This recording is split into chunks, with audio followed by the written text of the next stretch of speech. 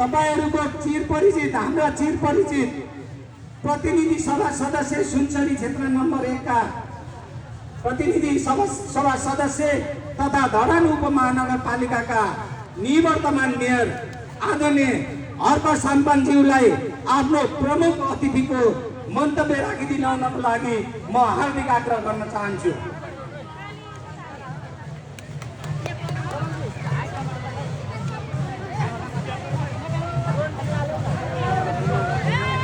धन्यवाद कार्यक्रम उद्घोषकज्यूलाई। यो 26औं वडा कार्य समिति स्तरीय प्रतियोगितात्मक साकेला शैली प्रदर्शनी एवं समापन समारोहका अध्यक्ष सुनसरी जिल्ला कार्य समिति याफाका अध्यक्षज्यू राजेन्द्र सर, मञ्चमा आसीन मैले मान्नुपर्ने अतिथिज्यूहरू, पूर्व माननीय सुजन किरातीज्यू, धरान उपमहानगरपालिकाका पूर्व मेयर तिलक राईज्यू, धरान उपमहानगरपालिकाका कार्यवाहक नगर प्रमुखज्यू, समाजसेवी हाम्रो किशोर राई दाजु, किरात राई याफाका केन्द्रीय समितिका उपाध्यक्ष द्रौपदोज राईज्यू, विभिन्न वडाबाट साकेला शैली प्रदर्शनीका लागि पाल्नुभएका शैली प्रशिक्षक साथै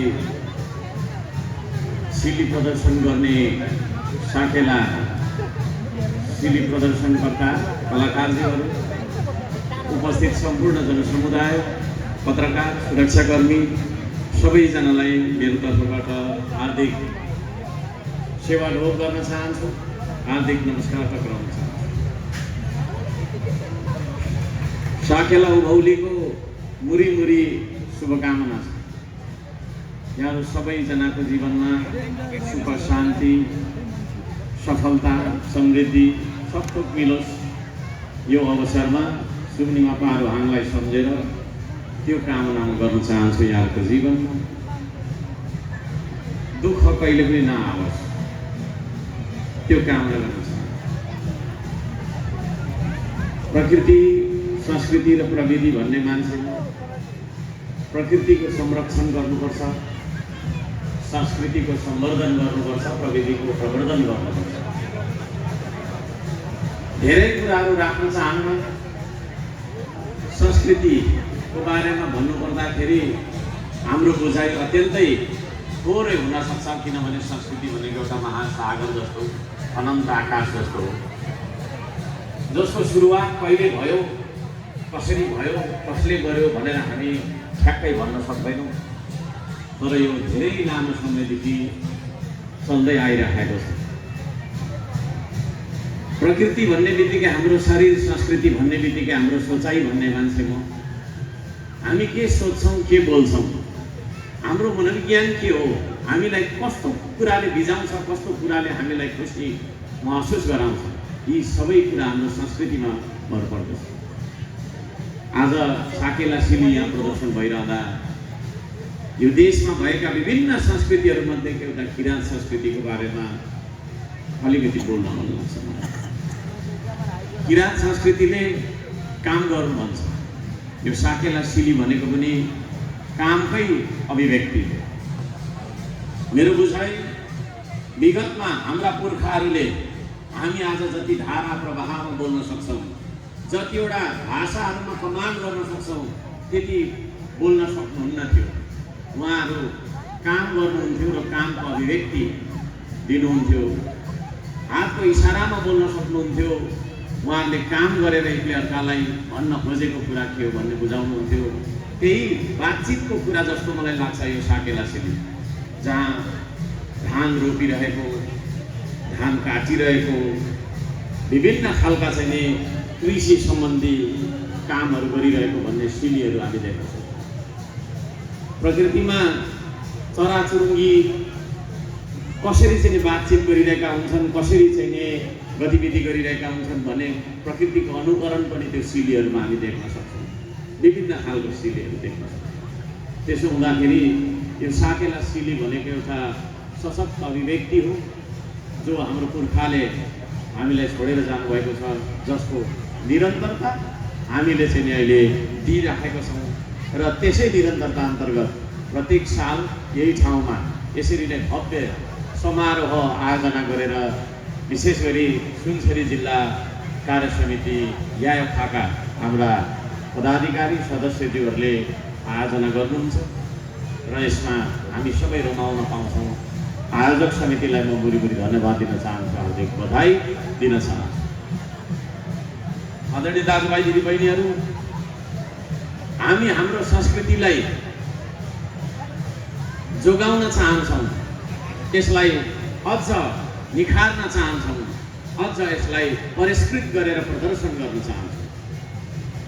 भर्खरै पूर्ववक्ता मित्र द्वारपदोज राईज्यूले भन्नुभयो, हामीले पहिला यहाँ सुरु गर्दा 4 जना मात्रै थियौँ, हामीले पोसाक लाउँदाखेरि मान्छेले खिसी टिउरी गर्थे, छोरी मान्छेले के लाउने, छोरा मान्छेले के लाउने भन्ने कुरा पनि थाहा थिएन। यस्तो स्थितिबाट चाहिँ नि हामीले यो कुरालाई यहाँसम्म ल्यायौँ। आज त्यसमा अनेक परिका अवरोध, अनेक परिका चाहिँ नि तपाईँको अवरोधहरू, अनेक परिको विरोध र आलोचनाहरू हामीले खेप्यौँ भनेर उहाँले भन्नुभयो। मलाई लाग्छ उहाँले झुटो बोल्नु भएको होइन। काम गर्ने मान्छेलाई अवकाश दिने समाज पनि छ। यी सारा कुरा गरेर उहाँहरूले के गर्नु खोज्नु भएको थियो त भन्दाखेरि संस्कृतिलाई बचाउन खोज्नु भएको। संस्कृतिलाई बचाउन खोज्दै गर्दा साकेला सिली, हाम्रो भाषा, हाम्रा विभिन्न तपाईँको सांस्कृतिक महत्त्वका, धार्मिक महत्त्वका स्थलहरू बचाउनु पर्ने बाध्यता हामी कहाँ छ। फुवालुङमा उच्च बाँध बाँध्ने, मुकुमलुङमा केवल कार थाप्ने, यो कस्तो खालको योजना? हामीलाई चाहिन्छ विकास चाहिन्छ, तर विकासका नाममा मठ मन्दिरहरूमा डोजर चलाउने, गुम्बामा डोजर चलाउने। मैले अघि भने फुवालुङमा उच्च बाँध बाँध्ने, फुवालुङमा उच्च बाँध बाँधेर किराँतीहरूको आस्थाको केन्द्र फुवालुङलाई कतै ओझेलमा पार्न खोजेको, भत्काउन खोजेको योजना त होइन। मुकुमलुङमा हिँडेर जाँदाखेरि भइराखेको कुरालाई केबल कार लगाएर भत्काउन खोजेको कुरा, मिच्न खोजेको कुरा, यसप्रति हामी सम्बन्धित तपाईँको चाहिँ के अरे संस्कृतिका विशेष स्टेक होल्डरहरूले ध्यान दिनु जरुरी छ। हामी यतिखेर सदनमा छौँ, सदनमा पनि यस्ता कुराहरू हामीले उठाइरहेका छौँ। विकासको नाममा, प्रविधिको नाममा यदि प्रकृतिको नाश हुन्छ, संस्कृतिको नाश हुन्छ भने त्यसलाई हामी प्रविधि भन्दैनौँ। हाम्रो श्रम संस्कृतिको सिद्धान्तले प्रकृति, संस्कृति र प्रविधिको सन्तुलित विकासले मात्रै मानव संसारको र यो जगतको संरक्षण गर्न सक्छ, विकास गर्न सक्छ वास्तविक रूपमा भनेर हामी बुझ्छौँ। त्यसो भएको कारणले गर्दाखेरि प्रविधिको नाममा, सिँचाइको नाममा कतै तपाईँको छैन के अरे केबल कारको नाममा, कतै बाटोको नाममा, कतै तपाईँको छैन के अरे सुकुम्बासीले अतिक्रमित गरेको जग्गालाई निकाल्ने नाममा यदि हाम्रा सांस्कृतिक धरोहरहरू भत्काउन खोज्छन् भने हामी प्रतिकारमा उत्रनुपर्छ। यो देशको इतिहास, यी सारा कुराहरू हामी यहाँ भनिरहन आवश्यक छैन। म यहाँ सबैजनालाई यो निवेदन गर्न चाहन्छु, जानकारी दिन चाहन्छु। हामी हाम्रो अस्तित्वमा, हाम्रो सांस्कृतिक धरोहरमा, हाम्रो सांस्कृतिक विरासतमा हामी सचेत छौँ। त्यसलाई संरक्षण गरेर हामी हस्तक्षेपकारी, अरूलाई हामी हस्तक्षेप गर्दैनौँ, अरूले पनि हामीलाई हस्तक्षेप नगरोस् भन्ने मनसा राख्ने समुदाय पनि। त्यसो भएको कारणले गर्दाखेरि हाम्रा सांस्कृतिक स्थानहरूमा, हाम्रा धार्मिक र आस्थाका स्थानहरूमा यदि राज्यले विकासको नाममा अतिक्रमण गर्न खोज्छ भने, राज्यले हामीलाई तपाईँको चाहिँ पेल्न खोज्छ, हेर्न खोज्छ भने हामी चुप लागेर बस्नु हुँदैन।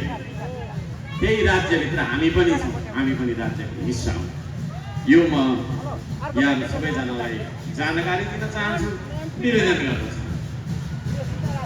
हामी श्रम गर्ने मान्छे, अघि भर्खर भने हाम्रो किराँती संस्कारले संस्कृतिले श्रम गर्नु भन्छ, धेरै गफ गर्नु भन्दैन। तर हामी आधुनिक राजनीतिमा आयौँ, हामी पनि बेसरी गफ गर्ने भयौँ। म त लाग्छ नबिसाइ 1 वर्ष भाषण गर्न सक्छु कि जस्तो लाग्छ। तर हाम्रो पुर्खाले काम गर भनेको हामी श्रम गर्छौँ। हाम्रो खेतबारीलाई बाँझो राखेर प्लटिङ गरेर बेचेर ब्याङ्कमा राखेर त्यो पैसाको ब्याजले पेट पाल्ने जाति होइन। हामी हाम्रा माटो हाम्रा चाहिँ भूमिसँग जोडेर सधैँभरि अगाडि बढ्नुपर्छ भन्ने अर्थी उपदेश र पुर्खाको त्यो खालको चाहिँ सल्लाह सुझाव लिएर बाँचिरहेको हुनुपर्छ। हाम्रो पुर्खाले लेकबाट बेसीसम्म, बेसीबाट लेकसम्म बिना कुनै अत्याधुनिक औजार, बिना कुनै डोजर र एक्सकभेटर हातले ढुङ्गा फुटाएर भस्मे खोरिया फाँडेर बारी बिराइदिनु भयो, खेत बिराइदिनु भयो। त्यो खेतबारी बाँझो राखेर यदि हामी AI को कुरा गर्छौँ, हामी कम्प्युटर र ल्यापटप मोबाइलमा भुलिरहन्छौँ भने हामी किराँती भन्न हामीले सुहाउँदैन। यसो भएको कारणले गर्दाखेरि हामी अत्याधुनिक AI पनि विकास गर्छौँ, साथसाथै माटोसँग जोडिएर बस्नुपर्छ भन्ने कुरामा जोडदार आह्वान गर्न चाहन्छु। यदि हामी माटोसँग जोडिँदैनौँ भने हामीलाई यो देशको माया लाग्दैन, हामी यो देशको पुत्र हौँ भन्ने दाबी गर्ने ठाउँ रहँदैन। त्यसो भएको कारणले गर्दाखेरि हाम्रा बाँझा रहेका बारीहरू खन्न थाल्नुपर्छ, जोत्न थाल्नुपर्छ। यहाँहरूलाई म यो पनि अनुभव गर्न चाहन्छु। हामी पसिनाले यो देश बदल्न चाहने मान्छे, रगतको होली खेलेर अरूलाई मारेर रगत चेक्दै गएर सत्ताको कुर्सीमा बस्ने विश्वास गर्दैनौँ। पसिनाले लेख्नुपर्छ इतिहास, त्यो पसिनाले इतिहास लेख्नुपर्छ भन्ने अभियान हामीले चलाइरहेका छौँ। यतिखेर दार्चुलामा, त्यो दार्चुला पनि हाम्रै देशको चाहिँ भूभाग हो। त्यो दार्चुलामा बस्ने, तुमलिङमा बस्ने दाजुभाइ पनि हाम्रै दाजुभाइहरू हुन्। उहाँहरूको दुःख देख्न नसकेर हामीले चाहिँ श्रमदानको एउटा अभियान त्यहाँसम्म पुर्याएका छौँ। श्रमदाताको एउटा टोली त्यहाँ 2 महिना अगाडिदेखि श्रमदान गरिराख्नु भएको छ। झोलुङ्गे पुल थापेर त्यहाँका मानिसहरूलाई अकालमा नदीमा तुइन चुडेर ज्यान गुमाउनु नपरोस् भन्न खातिर त्यो गरिराख्नु भएको छ। 30 महान श्रमदाताहरूको लागि जोरदार ताली बजाएर सम्मान गरिदिनका लागि म हार्दिक आह्वान गर्न चाहन्छु। उहाँलाई हाम्रो माया सम्झना छ, सलाम छ। यहाँहरू सबैजनालाई धन्यवाद दिन चाहन्छु। अब अलिकति देशको कुरा गर्नु। अब यहाँले मलाई जिताउनु भयो, म त्यहाँ गएँ। अब जस्तो छु, खस्रो मस्रो छु, रुखो बोल्छु, झुटो बोल्छु।